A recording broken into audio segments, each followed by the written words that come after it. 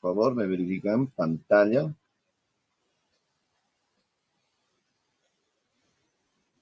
Se ve, licenciado.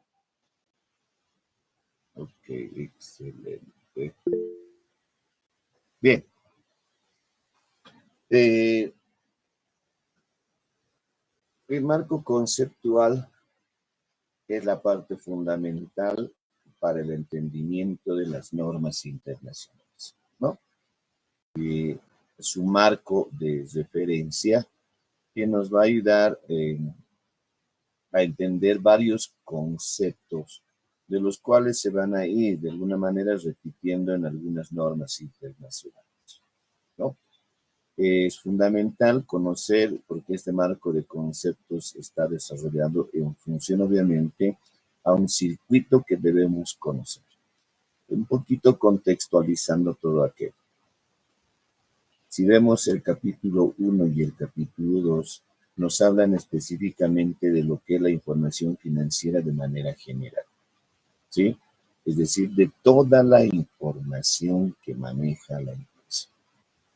Y de ese conjunto de información que maneja una empresa, una partecita es la que podemos llegar a separar, imaginándonos como una torta, ¿no? Una torta que vendría a ser toda la información financiera.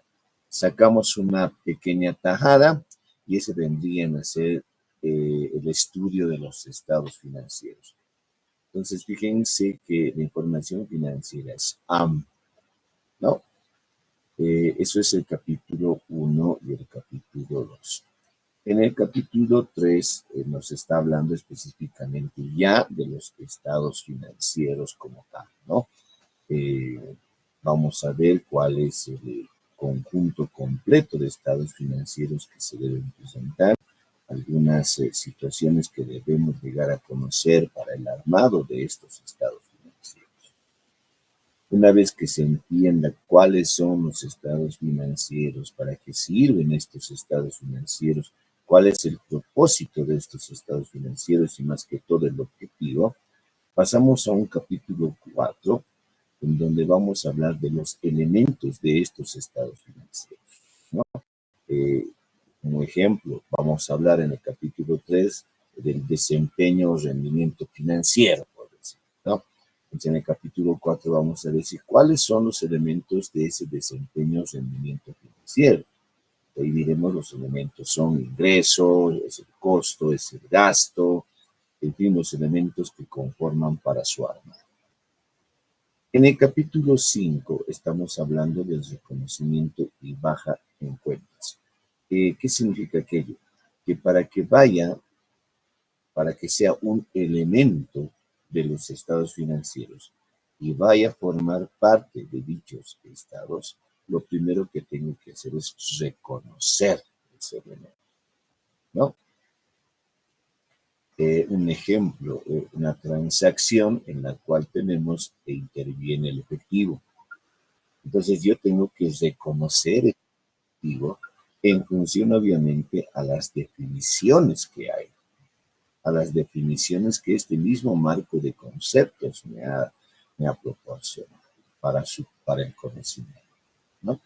Decimos que si es el efectivo que se utiliza, está dentro de lo que es el objetivo de lo que es el activo, bajamos un poquito más y decimos que eso tiene que reconocerse como una cuenta de activo llamado caja moneda nacional, caja moneda extranjera, ¿no?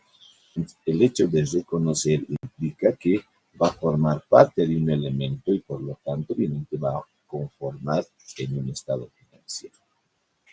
Cuando hablamos de la parte de las bajas, no solamente me dice es reconocer, sino que también en algún momento se puede dar baja a una de las cuentas o a uno de los elementos.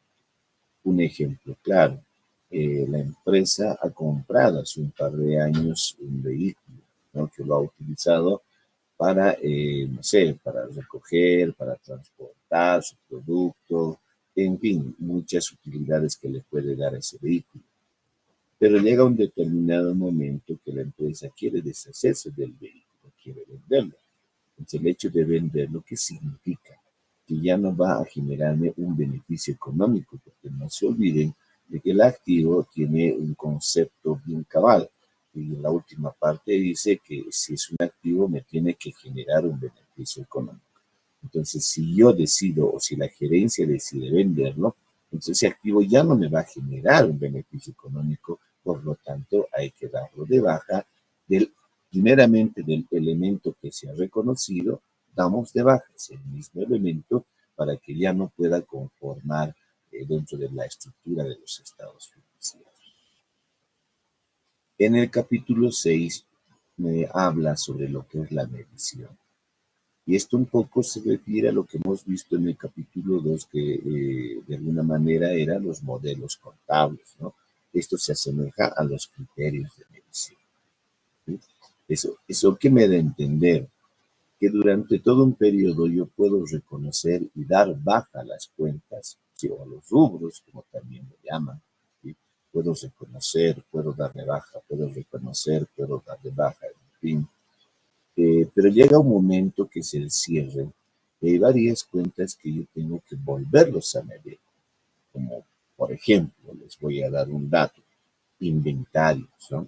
En el transcurso del periodo se han incrementado mis inventarios, se han ido reconociendo, pero a la vez también se han ido vendiendo y el hecho de vender obviamente implica dar baja a la cuenta de inventarios. Pero llega al cierre del ejercicio en donde tengo un saldo, y no solamente un saldo desde un punto de vista de valor monetario, sino que también tengo que tener un saldo en función a unidades físicas. Entonces, cuando llega el cierre del ejercicio, como es un rubro inventarios, tengo que volverlo a medir. Obviamente, dependiendo del modelo contable, puede decirme a valores corrientes, como puede decirme a valores de costo, eh, o en nuestro territorio, lo que implica decir que como es un rubro no monetario, debe actualizarse por efectos de inflación. Entonces, son elementos que requieren de una nueva medición al cierre del ejercicio, pero obviamente depende de qué tipo de elementos. No a todos los elementos van a tener el mismo tratamiento. Es decir, todos los vamos a denominar como activos, sí, pero cada uno independientemente tiene una finalidad y cada uno de estos tienen que volverse a medir al cierre del ejercicio para mostrar de alguna manera lo real o la realidad en la cual vive la empresa en ese territorio. En el capítulo 7 me habla de la presentación e información a revelar. Es decir, un poco que se refiere a las notas a los estados financieros, ¿no? ¿Qué es lo que yo debo revelar? ¿Qué aspectos debo considerar para la revelación? Porque no solamente es cuenta y valor, sino que tengo que darle alguna explicación de cómo se ha llegado a estructurar estos estados financieros. Voy a tener que mencionar cuáles fueron las políticas, voy a tener que mencionar si ha habido algún cambio en una política, qué tipo de estimaciones se está utilizando, en fin, una serie de condicionantes que ha ayudado a que se pueda estructurar de buena manera los estados financieros. Y por último, en el capítulo 8, que es conceptos de capital y mantenimiento de capital. Si vamos al tema número 2, que es modelos contables, habíamos visto que hay dos caminos dentro de los que es el concepto de capital y mantenimiento de capital, ¿no? Uno que vendría a ser el concepto de capital financiero y el concepto del capital físico u operativo. Eh, Acá en el marco de conceptos desecha lo que vendría a ser el capital físico operativo y se mantiene simplemente con el capital financiero. Es un poco que vamos a volver a reiterar algunos aspectos, ¿sí? En donde son importantes para lo que es el marco de conceptos, ¿sí? Simplemente un pequeño recordatorio y conceptualización de los 8 capítulos que vamos a ver. No sé si tienen alguna consulta.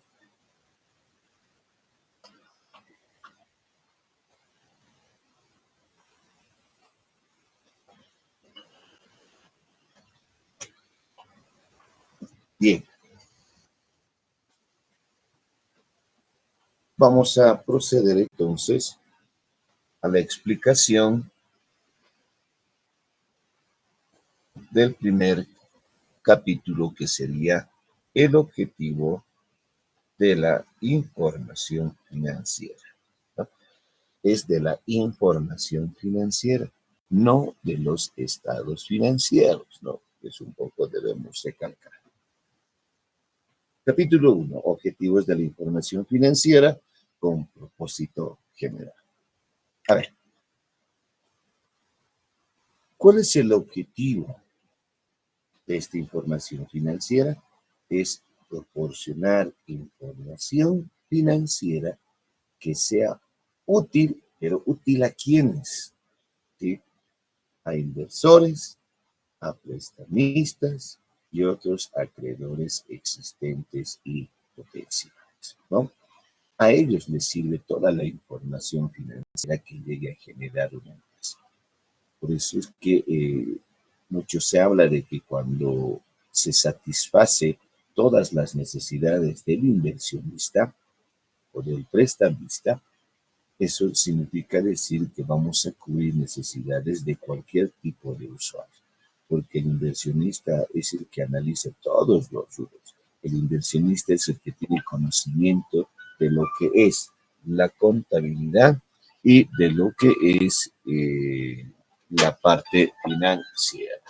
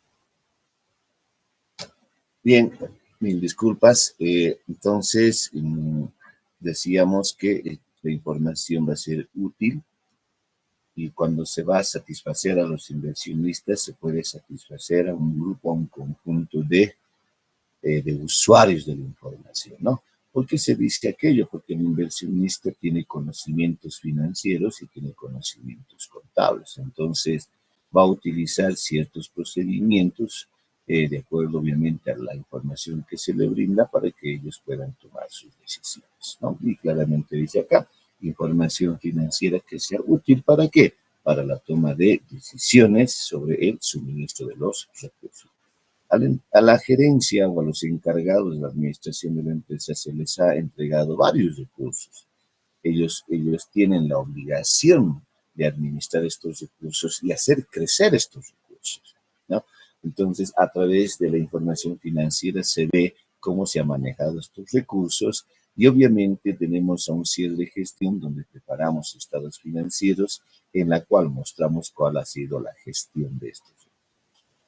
Ahora, ¿qué utilidad tiene esta información financiera? Dice, el inversor, prestamista y otros acreedores existentes y potenciales necesitan de esta información. O sea, nosotros le vamos a proporcionar información, ¿sí? Le vamos a proporcionar información sobre los recursos económicos que tiene la empresa, es decir, los activos y los cambios que han habido. Por eso es que el inversionista, ¿qué necesita? Necesita que los estados financieros sean comparativos, ¿no? 2024 versus 2023, mucho mejor si tienes 2022. Entonces, ese comparativo va a ayudar un poco a qué cambios ha habido durante de una gestión a otra gestión. Pero no solamente de los activos, sino que también los derechos que tienen los acreedores sobre la empresa, es decir, los pasivos, ¿no? Y de la misma manera también los cambios que de alguna forma ha logrado generar durante la gestión o periodo. Ahora, en la última línea menciona de que para el cumplimiento sobre el uso de los recursos, es decir, si nosotros tenemos los suficientes activos como para poder coberturar las obligaciones, estamos mencionando que la situación financiera es óptima en la empresa, ¿no? Es decir, que los recursos que se le han encomendado a la administración han sido bien administrados y estos recursos han generado más recursos. Pero si hubiera lo contrario, pues obviamente en nuestro vocablo decimos que estarían en una mala situación financiera, se diría, ¿no? Pero en el vocablo contable se dice que son déficit en activos, es decir, no tenemos los suficientes activos como para poder coberturar las obligaciones. Entonces, estos recursos económicos y los derechos que tienen los acreedores es fundamental para ver el cumplimiento sobre la administración de los recursos que se ha entregado a los que van a administrar la empresa, ¿no? Esa es la utilidad de la información. ¿Cuáles son las limitaciones que tiene la información financiera de propósito general? Reitero, cuando hablamos de propósito general, estamos hablando de información financiera que se tiene que presentar para cualquier tipo de usuario. Una sola información financiera. No dependiendo a quién quiero presentar. No, uno solo para todos. Por eso dice de propósito. ¿Cuáles serían las limitaciones si hemos tratado de enumerar las más principales, no? Ahí tenemos 4 limitaciones. Vayamos a la primera. Dice, no están diseñados para mostrar el valor de la empresa, pero sí para estimar por parte de los usuarios. A ver, vamos por la primera parte. Dice, no están diseñados para mostrar el valor de la empresa. Y eso es verdad, ¿no? Tanto los recursos como los derechos que tienen los acreedores de la empresa, ¿sí? No van a poder tener un dato cabal y exacto de lo que vale la empresa. Ejemplo, tengo activos por 1000 y tengo pasivos por 700. Pueden ser millones como pueden ser miles, ¿no? Activos 1000 y pasivos 700. Entonces, se daría a entender que la diferencia entre el activo y el pasivo, que es 300, vendría a ser el valor de la empresa, porque ese es el patrimonio. ¿Sí? Ese es el valor de la empresa. Y obviamente eso no es así. ¿Por qué? Porque la empresa de alguna manera ha crecido, ¿sí? Puede ser el único en el mercado, buenos productos, experiencia en la venta del producto, ser reconocido en el medio. Entonces, esos datos o ese valor agregado que tiene la empresa puede hacer de que esa diferencia de 300 sea mucho más. Pero el hecho de decir que sea mucho más, ¿quién va de alguna manera a obtener esa información? Es el usuario. El usuario va a poder estimar más o menos, dependiendo de las condiciones internas y externas, va a poder estimar y decir que la empresa no tiene un valor de 300, porque si activos tenía 1000 y obligaciones 700 y la diferencia es 300, esos 300 más es el valor de la empresa, porque el hecho de analizar la información financiera, no solamente de la empresa, sino comparado con otro tipo de empresas, el valor puede ser mucho más, puede duplicarse como puede triplicarse. ¿Sí? Entonces, hay una limitación de la información financiera que no proporciona cuánto realmente puede costar.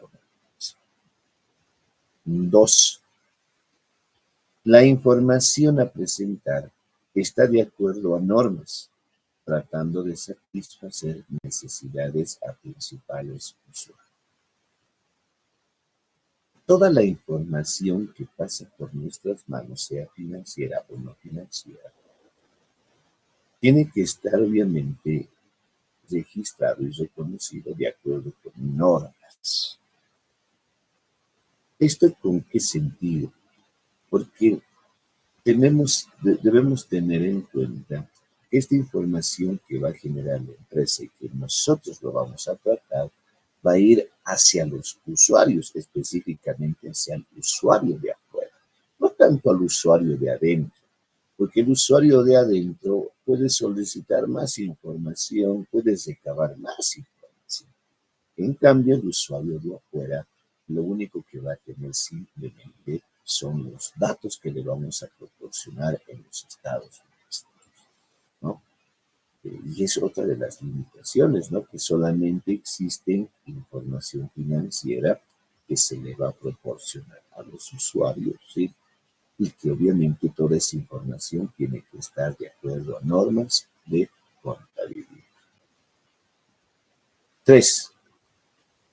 En gran medida, los informes financieros se basan en estimaciones, juicios y modelos, en lugar de representaciones exactas. Es otra de las limitaciones que tiene la información financiera, es decir, eh, la exactitud.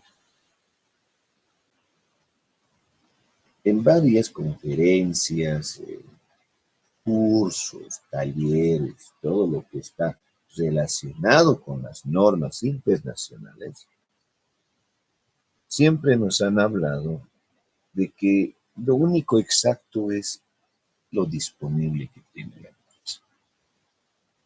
De ahí para adelante, todo es en base a estimaciones, procedimientos, procesos, juicios y modelos que se llegue a utilizar. Es decir, ya se pierde lo que es la exactitud. Lindo sería que la contabilidad proporcione exactitud en todos los rubros, ¿sí? Pero lamentablemente no es así. Tenemos que guiarnos sobre la base de lo que son las estimaciones, ¿no? Es decir, vamos a tratar de acercarnos lo más que se pueda a la realidad. Y un claro ejemplo lo tenemos aquí en el territorio boliviano, ¿no? Decimos, ¿cuántos años me duran los muebles? 10 años. Eso no es exacto, ¿no? Eso es una estimación. Ahora, ¿será confiable esa estimación? Sí, porque proviene de una normativa legal. Entonces, un poco que me voy al punto número 2, en donde me dice que la información tiene que estar de acuerdo a normas. Entonces, la estimación que yo estoy utilizando está de acuerdo a normas. No será una norma contable, pero sí una norma, ¿no? Esa es otra de las limitaciones que la información financiera de propósito general no me da exactitud en todos sus componentes. 4. La gerencia puede obtener información que necesita de forma directa. No ocurre lo mismo con el usuario externo. Lindo sería proporcionarle toda la información o qué más quisiera el usuario externo, ¿no? Pero lamentablemente no podemos hacer eso. Bien. A ver, un ejemplo de usuario externo. Ahí tenemos al inversionista, ahí tenemos al cliente, ahí tenemos al proveedor. Estos usuarios son externos. Obviamente tienen compartimiento con la empresa, ¿no? Porque a uno le compramos y al otro le vendemos y al otro proporcionamos o queremos que inyecte más plata, ¿no? Al inversionista. ¿Sí? Pero lo único que yo puedo proporcionarle a estos señores es información financiera o informes financieros para que ellos puedan tomar sus decisiones. Si quieren más información, no le puedo dar por confidencialidad, porque el hecho de proporcionarle toda la información adicional a los estados financieros, eso puede ir en contra de la empresa, ¿no?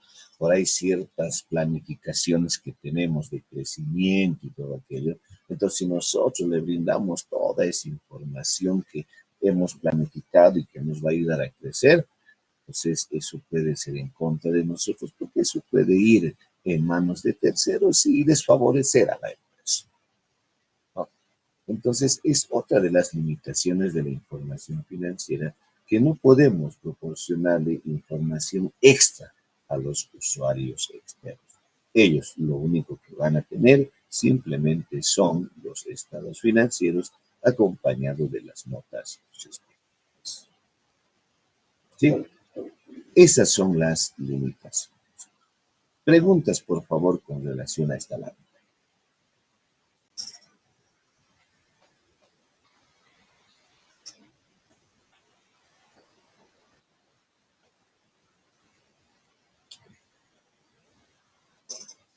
Bien, creo que está clarísimo, ya que no existen consultas o preguntas.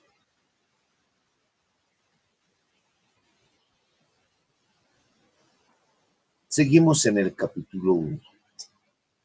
Dice, los informes financieros, cuando hablo de informes financieros, me refiero específicamente a los estados financieros, ¿no? Con propósito general, esa es la palabra clave. Los estados financieros con propósito general. Es decir, cada empresa tiene que preparar un juego completo cada cierre del año o cada 12 meses, así vamos a decirlo mucho mejor, cada 12 meses debe preparar un conjunto de estados financieros de propósito general. Es decir, ese único juego de estados financieros acompañado de sus notas tiene que ser de alguna manera información para todos los usuarios, ya sea internos, ya sea externos. ¿Cuál es la diferencia entre el usuario interno y externo? En que el interno puede solicitar más información y se le da. En cambio, el externo no, por la confidencialidad de la información. Ahora, para proporcionar información sobre la situación financiera, y uno se pregunta, a ver, ¿cómo es que yo puedo brindarle o puedo mostrarle al usuario la situación financiera en la que se encuentra mi empresa? ¿En qué informe financiero yo le puedo mostrar en qué situación financiera se encuentra mi empresa? Y ahí vemos claramente que el informe financiero que se prepara se llama estado de situación financiera o lo que ustedes conocen como balance. ¿Sí? Este estado de situación financiera utiliza ciertos elementos que el usuario los va a utilizar para de alguna manera determinar en qué situación financiera son. ¿Cuáles son esos elementos? Esos elementos son activos y pasivos. Entonces, ¿qué me da a entender aquí? Que cuando yo veo activos y pasivos y al compararlos, yo puedo determinar fácilmente en qué situación financiera son. ¿Y qué son los activos? Los activos son los recursos económicos que se le ha entregado al que administra la empresa. ¿Y qué son los pasivos? Son los derechos que tienen los acreedores contra mí. Entonces, al confrontarlos, yo determino bajo qué situación se encuentra.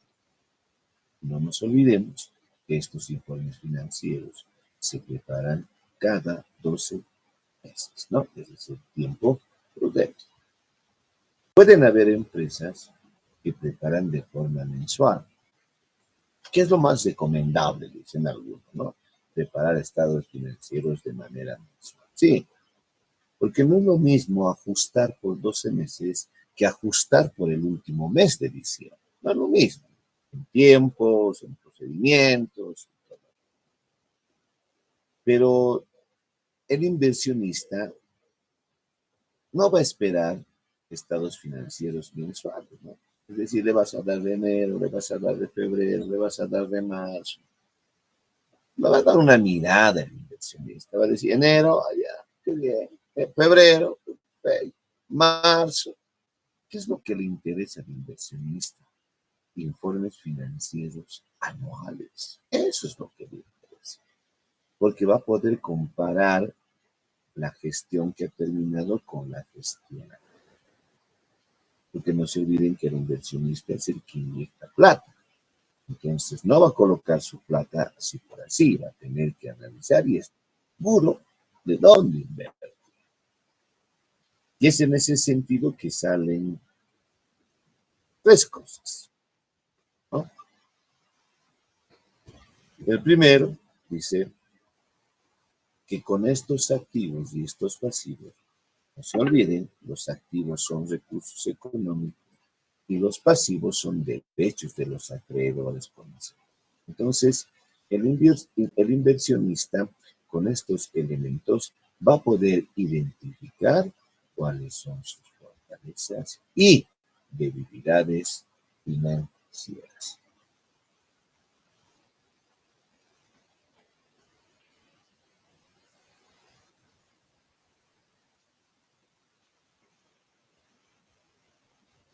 ¿Ya?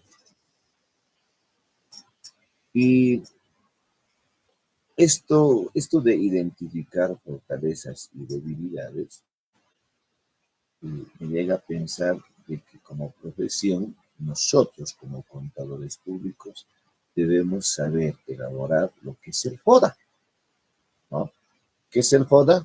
Fortalezas y debilidades y amenazas que tenga una empresa. Pero ese FODA desde un punto de vista financiero, ¿no? Entonces, eso obviamente es un proceso, como les digo, el inversionista sabe de finanzas, sabe de muchas cosas, sabe de contabilidad y por lo tanto, pues con estos elementos va a poder identificar cuáles son las fortalezas de la empresa y cuáles son las debilidades. Pero independientemente de lo que son las fortalezas y debilidades, con estos elementos activos y pasivos va a poder también evaluarse lo que es la liquidez y la solvencia. ¿Sí? ¿Qué es liquidez? La liquidez vendría a ser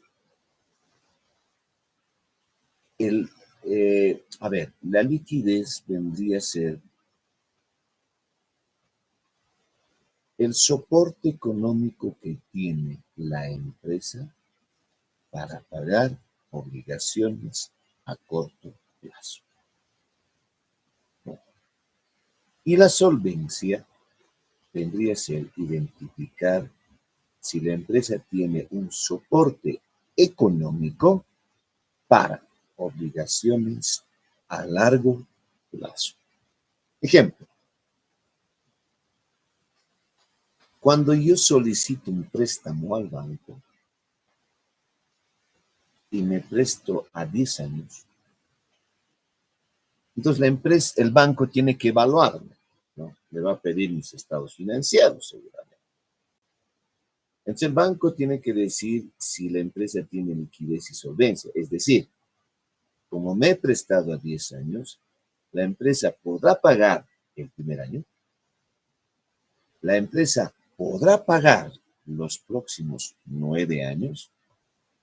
Entonces, si es por el primer año, es liquidez.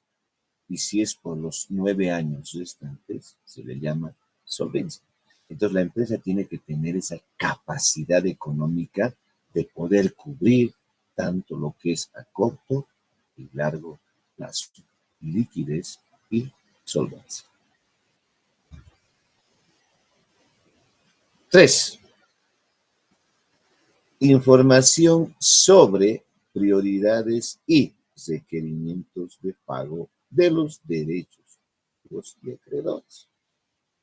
Claramente dice cuáles son las prioridades y requerimientos que tenemos tanto en los activos como en los pasivos. ¿No? Ahí podemos tener letras por cobrar. Es un requerimiento prioritario. ¿Por qué? Porque seguramente es por una venta de crédito y requerimos de que esa letra por cobrar en algún momento se efectúe. O en los pasivos, las obligaciones tributarias, que es la parte esencial y prioritaria. ¿Por qué? Porque si no pagamos en su oportunidad, esto puede ir creciendo y en algún momento puedes tener dificultades. Entonces, fíjense que con los activos y los pasivos yo puedo identificar, evaluar y ver cuáles son las prioridades que tiene una empresa. Preguntas, por favor, sobre esta plana.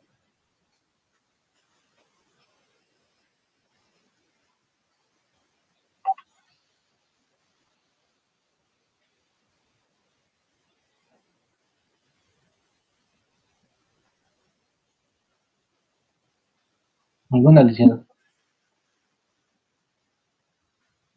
Perfecto.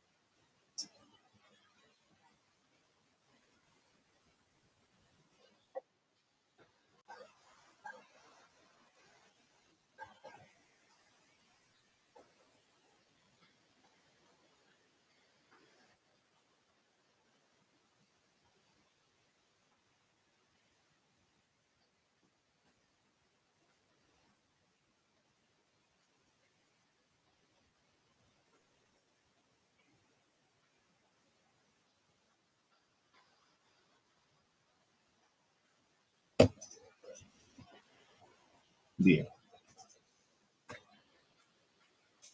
Ahora, dice, los usuarios de los informes financieros, es decir, cuando hablo de usuario, no se olviden, hablo de usuarios internos y usuarios externos.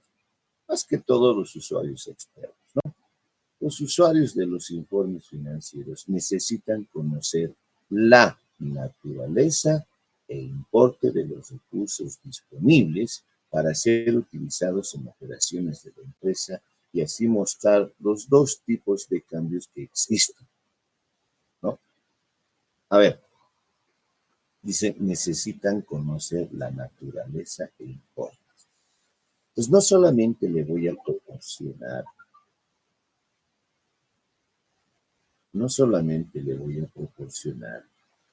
estados financieros, es decir, cuenta, importe, sino que también voy a tener que acompañar a esos estados financieros las notas a los estados financieros. En las notas a los estados financieros voy a poder describir cuál es la naturaleza del grupo, del rubro, ¿sí? Y cuál es el importe que le acompaña. Así como también voy a poderles mostrar cuáles han sido los cambios que han existido, ¿sí? Por eso habla, ¿no?, de mostrar los dos tipos de cambios, es decir, cuáles son los cambios que han habido tanto en los activos y cuáles son los cambios que han habido en los pasivos. Bien. A ver.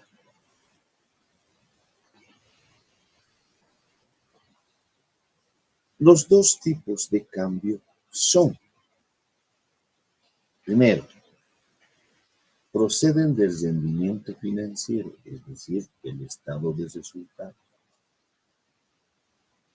Segundo, pues la emisión de deuda o instrumento de patrimonio. ¿Qué significa aquello?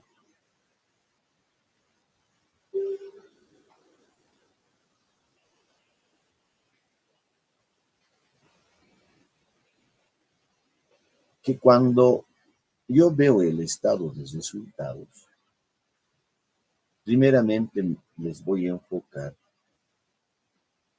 ingresos y costos por la actividad del negocio. ¿Sí? Voy a mostrarles cuánto de ingreso ha generado, cuánto de egreso o de gasto ha generado, ¿sí? Y cuál es el resultado al cual ha llegado por un determinado día. El hecho de vender ya me ha generado recursos. ¿Y qué son los recursos? Son activos. Ahora, otra forma de poder generar recursos son a través de financiamiento o como también el incremento del patrimonio. Entonces, tengo dos formas de poder tener financiamiento, de poder tener los recursos, de poder tener los activos. Pero el hecho de generar un activo también me va a generar un pasivo. Como por ejemplo, a ver, perdón.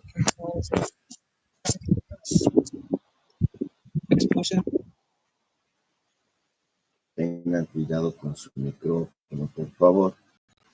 A ver, como por ejemplo, dice, yo puedo hacer asientos contables o puedo reconocer ventas al contado. Mis ventas al contado son caja contra venta. Listo, ya tengo el recurso económico ahí.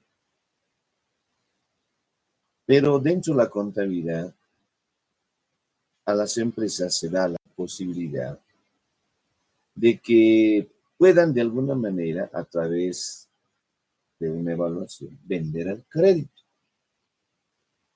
Entonces, cuando vende al crédito, el asiento contable que realiza la empresa es cuentas por cobrar, letras por cobrar, documentos por cobrar, no sé, contraventas.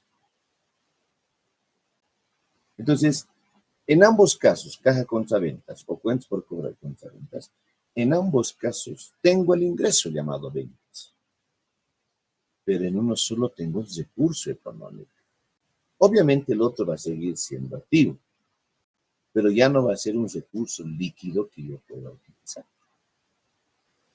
Entonces, de ahí nace lo que es la contabilización de la acumulación o el devengado que nosotros conocemos, en donde no hay movimiento de efectivo. Pero sí, obviamente, van a haber reconocimientos tanto de activos como de pasivos. Como por ejemplo, a ver, si yo vendo al crédito, es cuentas por cobrar contra ventas. Si yo compro al crédito, es inventario contra cuentas por pagar. Entonces, en el primer caso he generado un activo y en el segundo caso he generado un pasivo. En ambos no ha habido movimiento de efectivo, pero ya he reconocido de alguna manera en el primero el ingreso como tal y el segundo, obviamente, la compra del inventario, que en algún momento ha sido. Estos hechos económicos hacen que pueda generarse flujos de efectivo, tanto del pasado, presente y futuro.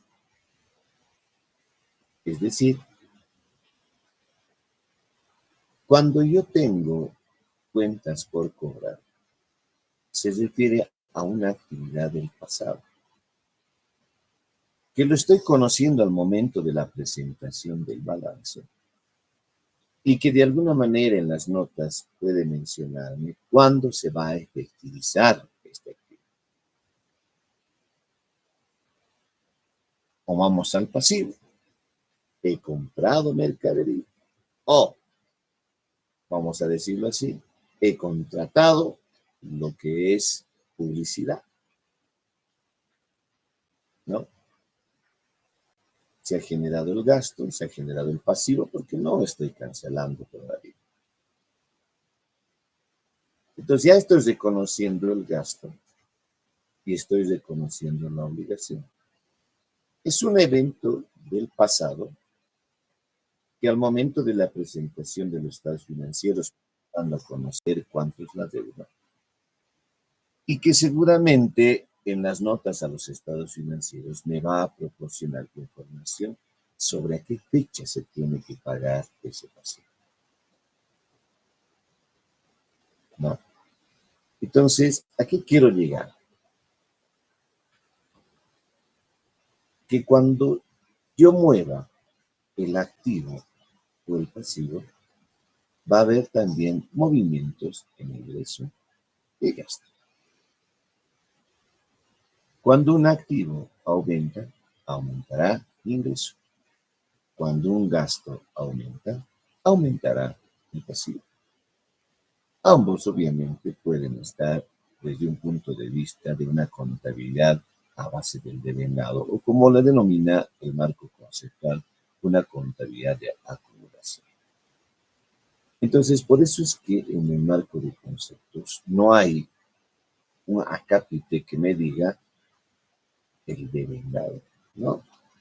Ya está implícito en el estado de resultado. Ya se da por sobreentendido de que en la contabilidad de acumulación tiene que estar dentro del estado de resultado. ¿Sí?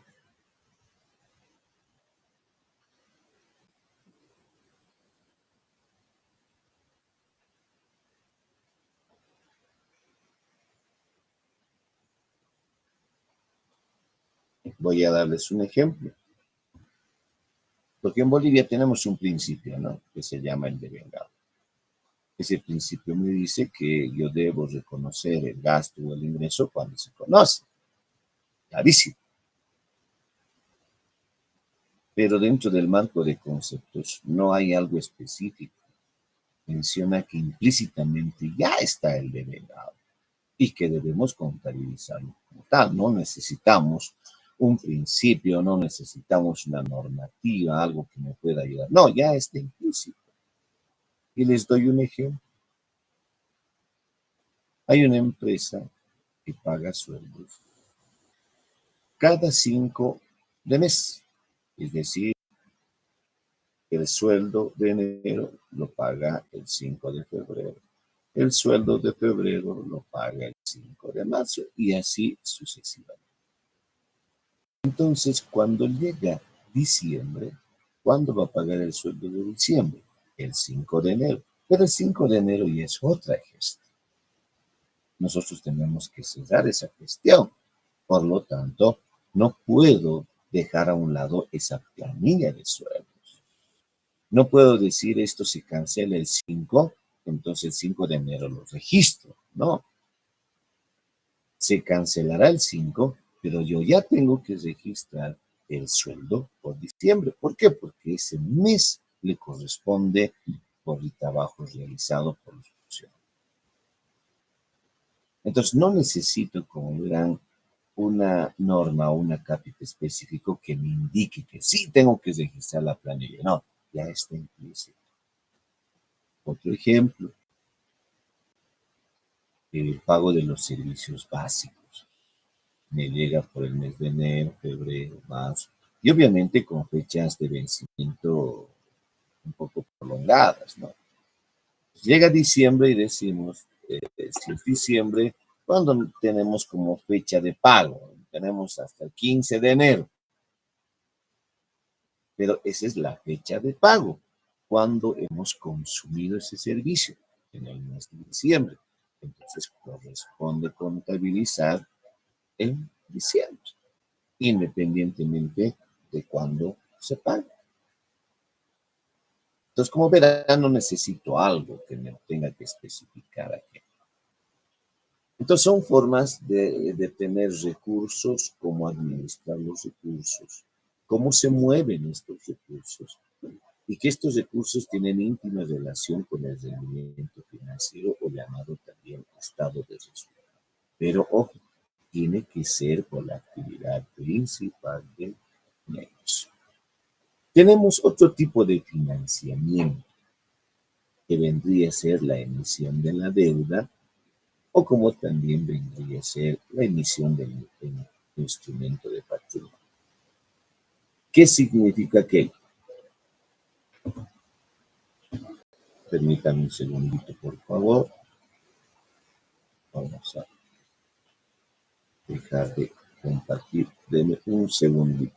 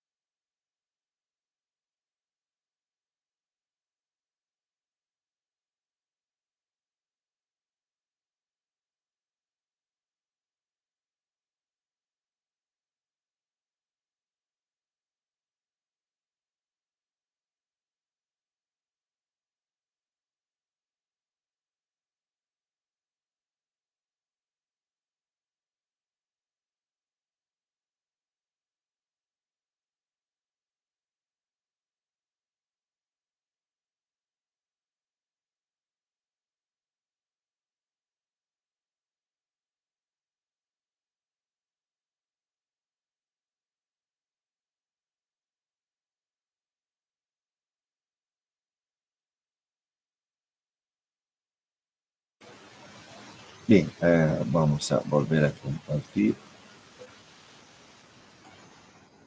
Ahí está. Entonces decíamos que hay otro tipo de financiamiento que pueda tener la empresa. El primero, emisión de una deuda. Es decir, la empresa puede llegar a necesitar un préstamo a través de un banco, ¿no? ¿Va a tener el financiamiento? Sí, va a tener el recurso, sí, pero a la vez también se va a generar una obligación, ¿no? Pasivo y pasivo a largo plazo. ¿Sí? En el momento del préstamo tengo un rendimiento, tengo un ingreso de dinero, un recurso económico, pero a medida que pasa el tiempo voy a tener que de alguna manera deshacerme de ciertos recursos económicos para pagarla, ¿no? Entonces, en algunos casos tengo el recurso, pero posteriormente ese recurso tiene que ir disminuyendo para el pago de esa deuda. Tengo otra opción que es la emisión de instrumento de patrimonio, es decir, el incremento de capital, ¿no? En esos casos se les solicita a los socios o a los accionistas que puede existir la probabilidad de que se pueda incrementar el patrimonio. Entonces, el hecho de que se pueda incrementar el patrimonio, en el caso de sociedades anónimas, es obviamente emitir y ofrecer a los accionistas más acciones, ¿no? Que tengan más acciones y que obviamente eso va a favorecerles a ellos. ¿Por qué? Porque al cierre del año, cuando se cumplan los 12 meses, pues ellos van a tener más dividendos. Entonces va directamente, va a tener el recurso económico la empresa, pero ya no se va a generar un pasivo, ¿no? Lo que sí se va a incrementar es el patrimonio, pero obviamente con la idea de que a fin de año hay que pagarles más dividendos a estos accionistas. Entonces son las dos formas de poder financiarse la empresa. Ahora, si hacemos una diferencia entre la emisión de la deuda y la emisión del instrumento de patrimonio, eh, en el primero, esa deuda la tengo que ir pagando. En cambio, en el segundo, no le voy a ir pagando. Pero sí a fin de año, transcurridos los 12 meses, porque no es una deuda, no es una deuda cada mes, tengo que ir pagando. En cambio, cuando es la emisión del instrumento de patrimonio, ¿sí? Esto significa que voy a esperar la gestión para que posteriormente yo le pueda pagar lo que son sus dividendos. ¿Sí?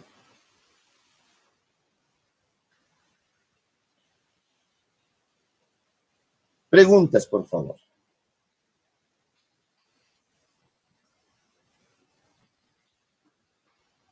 Analice. Bien. Esperemos que la situación se pueda arreglar para que el día viernes vamos a continuar. El día viernes vamos a llevar lo que es el capítulo 2, cuáles son las características cualitativas de la información financiera útil, ¿no? Y aquí vamos a ver un montón de cosas, ¿sí? Que vamos a ir hablando, conversando. Es netamente teoría, pero vamos a tratar de colocar algunos ejemplos, algunos ejercicios. Bien, les agradezco un montón por su tiempo, por haber ingresado al curso virtual. Nos estaríamos viendo el día viernes. Muchas gracias, que tengan un buen descanso.